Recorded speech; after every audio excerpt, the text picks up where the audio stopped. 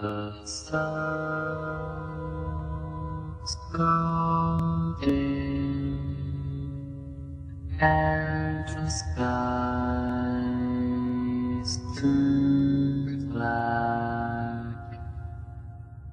'cause I loved her and she didn't love back. Hello, and welcome. I know that the holidays are meant to be a time of joy and laughter, but I figured, get the bad out of the way first and then look forward to the good later. Before I get to the list, which I know you are very excited to see, I would like to personally thank all of you who have either added me as a friend or subscribed.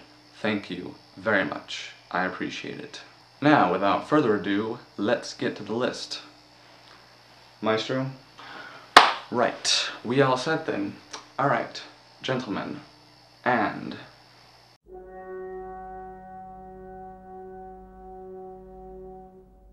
Happy Feet 2. Among all the sequels that have come out recently, I can't imagine who thought that a Happy Feet sequel was necessary. I was perfectly content with the first movie, which looked beautiful, had a nice soundtrack, and even got me to care for Elijah Wood's CG Penguin. I understand that it takes an incredible amount of time to make these films, but guys, there are better ideas out there waiting for you to pick them up. I implore you to spare us from a third.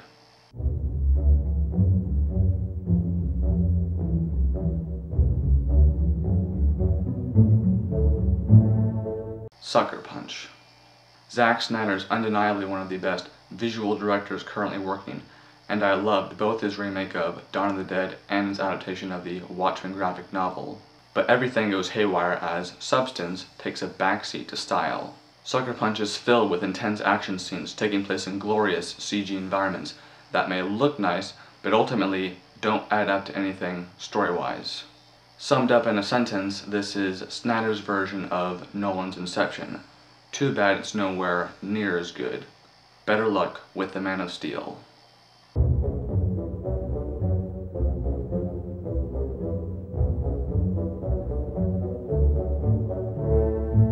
Colombiana.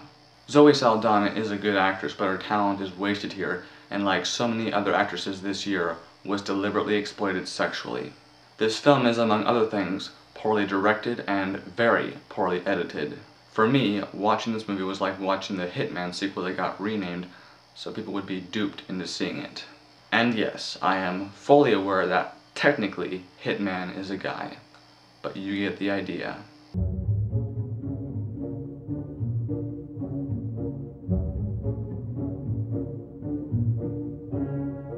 Big Mamas, Like Father Like Son. The previous two films, in my opinion, weren't half bad, but I am in the dark as to why this third installment was even considered. Martin Lawrence continues the charade of playing the overweight, undercover FBI agent known as Big Mama, this time trying to protect his stepson Trent by hiding at an all-girls performing arts school. Because of when this came out, I doubt this is what inspired the ridiculous Jack and Jill. Nonetheless, we could have gone without this juvenile threequel.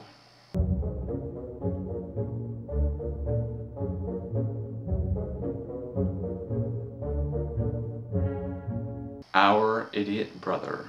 Paul Rudd is a funny guy, but here he's weighed down by a supporting cast that doesn't seem to care as long as they get their paycheck. This film might have benefited from a recast of the supporting characters, and a revised script wouldn't have hurt either. But Rudd still somehow pulled me through this three-legged limping dog of a comedy. I'm sure that Rudd's next movie will be better.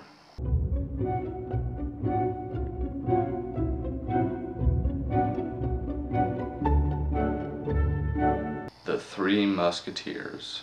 Despite the fact that they're over the top and full of mindless action scenes, Paul W.S. Anderson is better off adding to the collection of Resident Evil films than he is here, making yet another remake about the swashbuckling trio. Everything from the casting, screenplay, acting, directing, and horrendous attempt at comedy make this movie an unintentional laugh and bore of a film. I imagine that I am among very few who is actually looking forward to Resident Evil Retribution.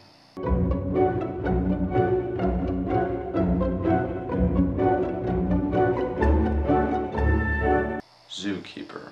I liked Kevin James in The Dilemma, and I like Rosario Dawson in general. However, this is one of the most generic films made in recent history. From the opening scene to the end credits, I was rolling my eyes at what unfolded on screen. It baffles me how many people it took to create this lazy and uninspiring script that plops James in the lead role as a zookeeper looking to rekindle the love he lost years ago to Leslie Bibb.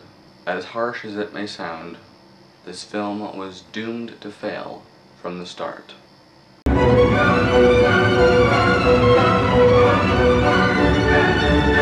Battle Los Angeles. Oddly enough, I loved the trailer for this movie. Too bad I can't say the same for the feature-length headache that ensued. This ranks in the top 3 of least enjoyable end-of-the-world movies I've ever seen. This film fails on directing, editing, acting, and script writing levels. Every scene in this movie suffers heavily from the atrocious, shaky handheld camera work that's some of the worst I've ever seen in my life. This could have been a fun sci-fi alien invasion movie, but instead it plays out like a poorly constructed video game.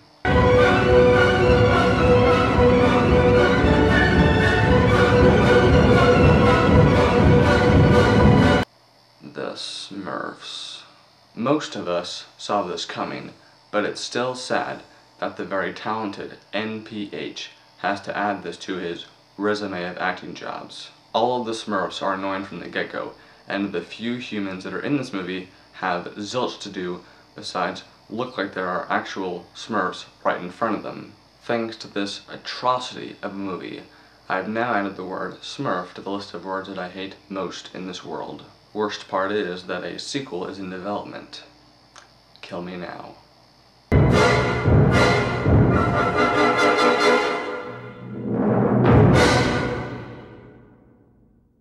You know what it is. Plain and simple, this thing should not exist, and it shocks me how not a single person, all it takes is one person, not a single person on the set of this movie approached Robert Rodriguez and suggested, among other things, a rewrite.